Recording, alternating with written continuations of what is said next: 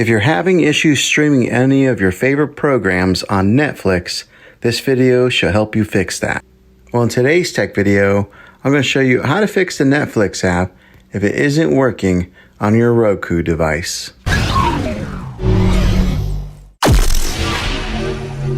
Let's see if we can fix your problems and get your Netflix back up and running as quickly as possible. The first one, it's the easiest one to try, and that is to unplug your TV from the wall outlet and wait 60 seconds. Now don't be impatient here.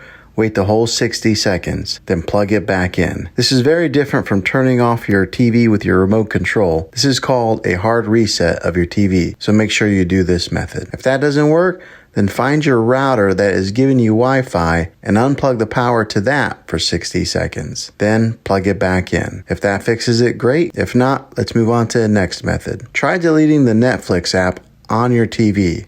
Go to wherever the apps are located on your system and remove the app altogether. Then reinstall the Netflix app again. After you reinstall it, you might have to log back in with all of your credentials, but hopefully this will work. And if that doesn't work, I recommend buying an affordable Roku stick or Apple TV 4K or an Amazon Fire Stick and use that as your main streaming player. You'll be able to access Netflix and any of those systems. I'll put links in the description down below of where you can get one. Well, hopefully this video was helpful.